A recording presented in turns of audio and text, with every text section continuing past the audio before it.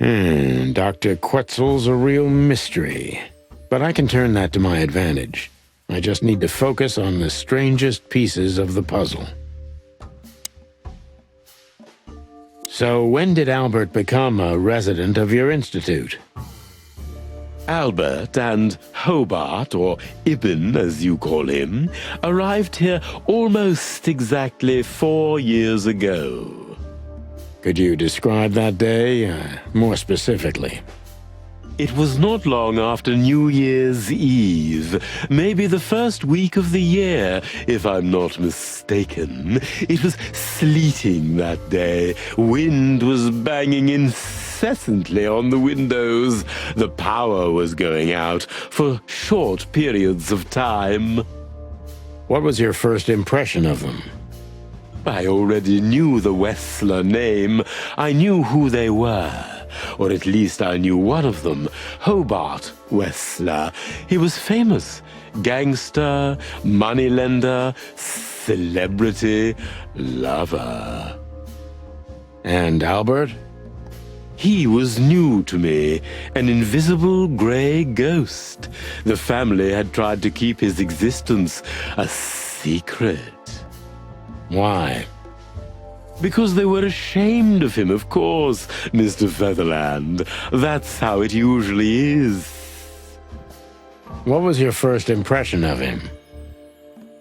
He was silent, but observed everything that surrounded him. His eyes were constantly moving, never stopped for a second. Was he afraid? I wouldn't say so. It seemed to me that he wanted to move into our institution voluntarily. It looked as if he couldn't wait to be here, alone, locked up in silence and darkness. Didn't you think of that as unusual? Of course I did, but who am I to judge? It was rather special treatment.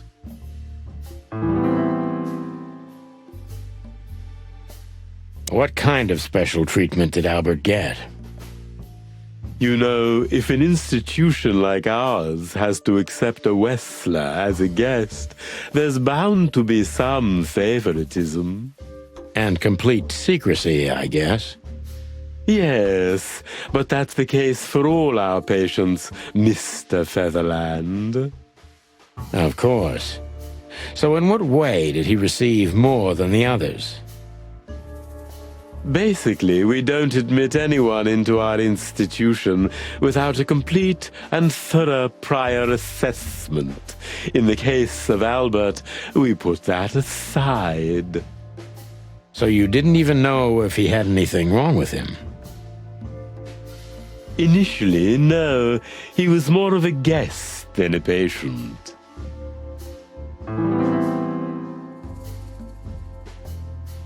How did you see Albert when you first met? Albert was shy and reserved, like a ghost. He almost never touched anything. It was evident he was exceptionally intelligent. He measured and observed everything around him. What else? He was delicate and graceful, almost like a woman. Yes, he was rather feminine. He was an artist, Mr. Featherland, a magnificent painter, and rather good writer, too. Sometimes I even heard him sing. Why did he have to be locked up? I asked the same thing at first. Are you telling me Albert had multiple personalities? We found out very quickly that there was no other reason for the cause of his seizures. He had a cold and calculating personality who sometimes, especially on stormy days, took the reins over their shared mind. He had these seizures from the beginning. Yes, Mr. Featherland, but they started to intensify after Albert left our institution for the first time. He did what? Left the institution? More than once? Oh, yes, Mr. Featherland. Albert left the institution on several occasions until the last time, when he failed to come back. Quetzal's not only very observant, but he's addicted to details. I must focus on that if I want to get closer to the truth. Focus. Addicted to details. When and why did Albert leave the institution for the first time? It was about 2 years ago. Mr. Hobart Wessler appeared and demanded we let his brother go free. Naturally, we obliged. We had no idea if we'd ever see him again. But you did. He returned the same day. Albert was ecstatic. He was unrestrained. I could almost say happy. That was unusual for him? I had never seen him like that before, Mr. Featherland. He just smiled and stared at the empty wall for hours. Did he ever tell you what happened to him outside? Of course he did. Albert and I had a good relationship. He was working on a painting for his brother. Was it a painting of a lovely lady cat? Oh, exactly. So you already knew about that. Yes, Dr. Quetzal, I've seen it.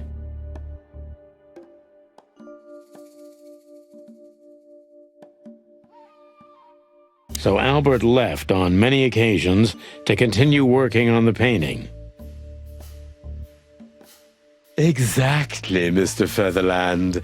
Every time he came back, he was like a different person. But unfortunately, his seizures also multiplied and became more dangerous.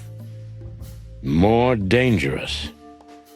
Albert was hurting himself, and on one occasion he even tried to hurt me. It was unprecedented.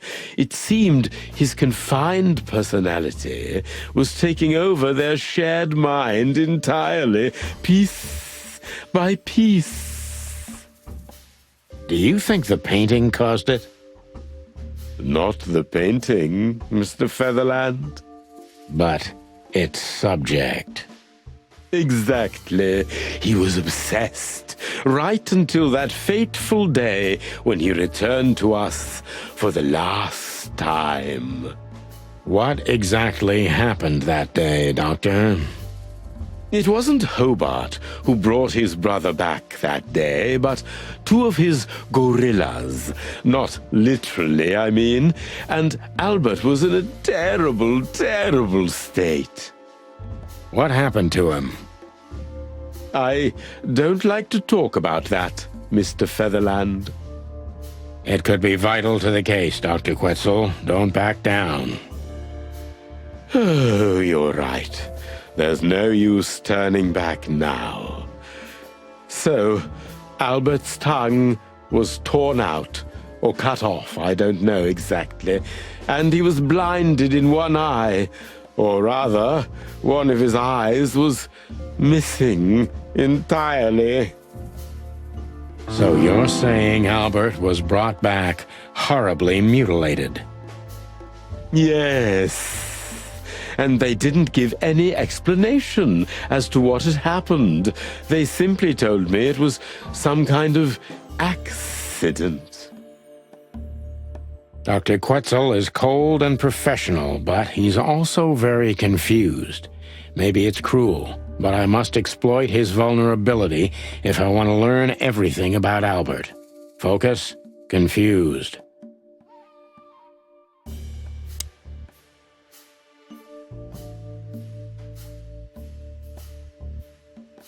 Maybe it's not easy for you to talk about it, but did you examine his wounds thoroughly? I'm not that kind of doctor, Mr. Featherland, but even I could determine his tongue was either cut out or bitten off, and his eye was gouged out. He also had several broken bones. But there's no doubt it wasn't an accident. I don't believe it was, Mr. Featherland. I totally agree.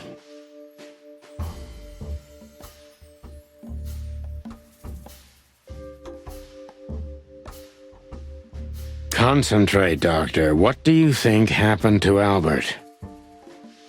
I'm sure it was Hobart. He ordered his men to mutilate poor Albert. But why would he do that? Maybe Albert saw something he could accidentally reveal. To whom? The four walls? A couple of crazies? You? To anyone, Mr. Featherland. I don't think it's that simple, Doctor. But thank you for your honest opinion. You're welcome, Detective. What happened then? How did Albert disappear? A few weeks later, Hobart came to visit Albert one more time. Albert had been in terrible condition by then. We even had to transfer him to another cell, a more safe one. What did Hobart do during the visit? He didn't do anything. He just sat and watched his brother, who was in an almost vegetative state by then. Couldn't you manage to draw anything out of him? You or Hobart? Nothing. For a while he was trying to signal something. Perhaps he was too afraid. And most likely his fingers had been broken too, so he couldn't even write. Do you think Hobart could have killed Albert? It's horrible to say it, but I'm sure of it. How did he disappear in the end? Did someone come for him? That's what's most eerie about it all, Mr. Featherland. He simply disappeared. His door, which only I had a key for, was open. Did anyone see anything? No one. We interrogated the staff, even the patients. He simply vanished off the face of the wilderness. We don't know what happened to him. Unfortunately, I have a hunch. Thank you, Doctor. You've been a great help. Oh, well, I'm glad I could be of help. But please, I now must attend to my work. We understand, Doctor. Thank you.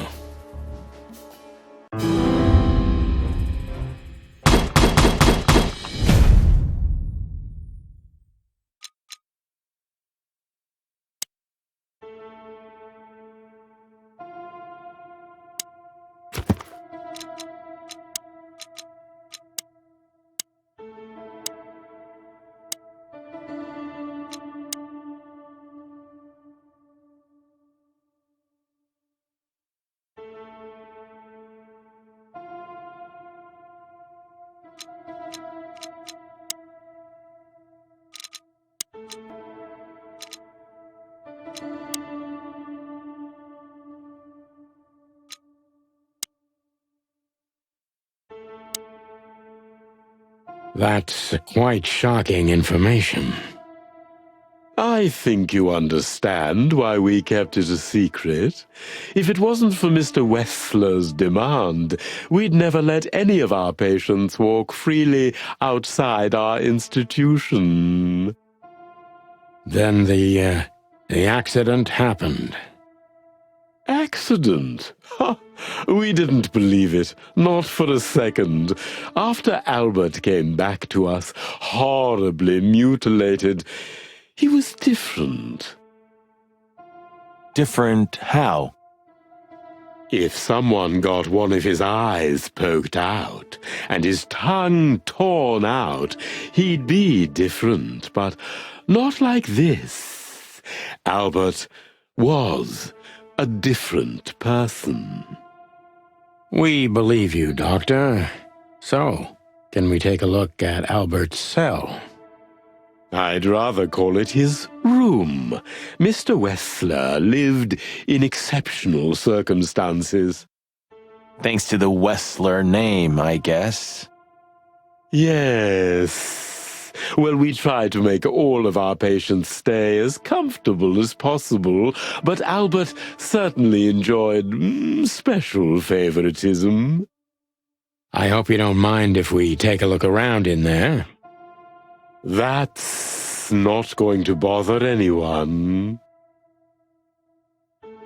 Well, that's, surprising. I've never seen a cell like this before, that's for sure. I wouldn't mind living here myself. It seems that being a Wessler gets you privileges. And a healthy dose of danger. Mostly that, yeah. Let's take a good look around. I'm sure we'll find some answers here. I can almost smell them. Well, I smell paint, ink, plaster, some kind of oil, aging paper, slight smell of rat, and great expectations. What the dickens? Unmistakable, yeah.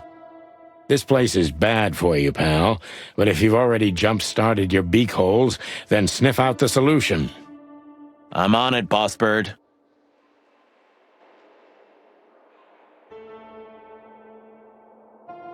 A small window, a small hope. No way! Is this some kind of puzzle? I don't think so. But we could still find something important here. A pattern, a sign, anything.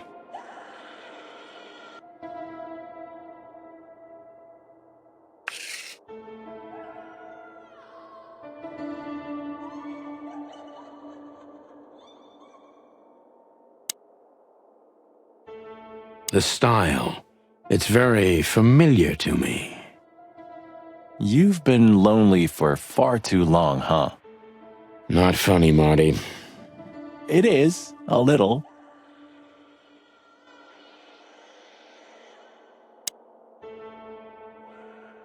You know, I don't think he had it so bad in here. You mean apart from being separated from everyone you love in an ancient mansion filled with madmen? You're right. As always.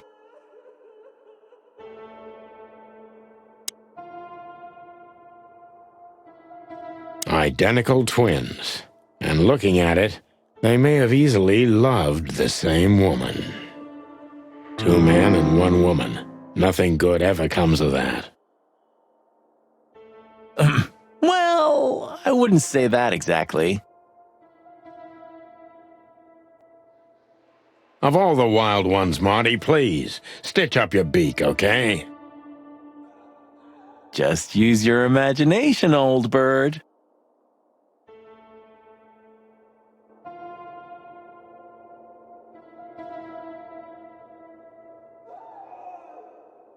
Scribbles, newspaper articles, study papers, poems, perfect chaos. Just like the troubled mind of a troubled fella. Yeah, but there's still a kind of order in it. It's just too intricate for you to comprehend. If you say so, boss.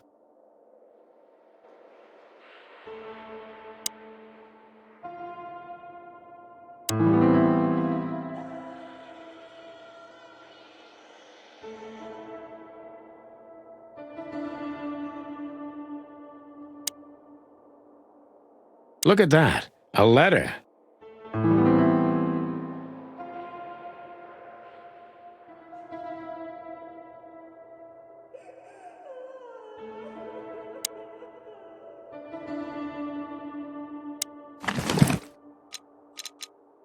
Identical twins.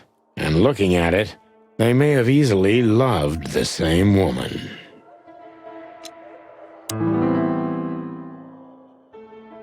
Albert was madly in love with Natasha and would have done anything for her. I'm afraid he did exactly that.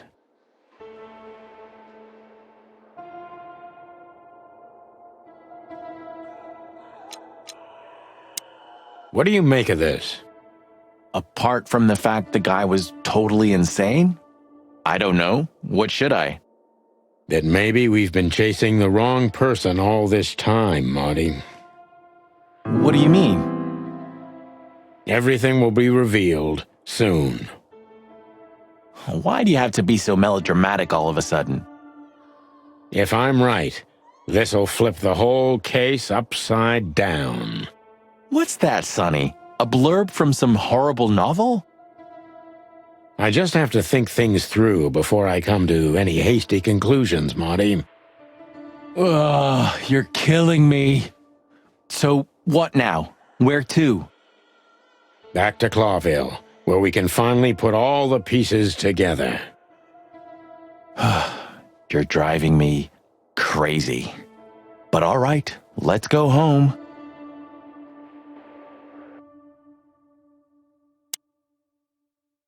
So, detectives, have you found what you were looking for? I'm afraid we have, Doctor, and more. I wouldn't dare to say I'm happy to hear it, but I'm glad to be of service to you. Well, thanks, Doc. I hope I don't offend you by saying I hope we're not going to meet anytime soon. Not on account of either of our jobs, am I right? Exactly.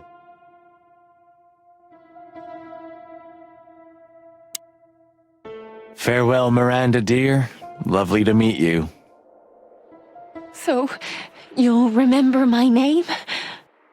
Marty McChicken never forgets, ma'am. Oh, Furry gods.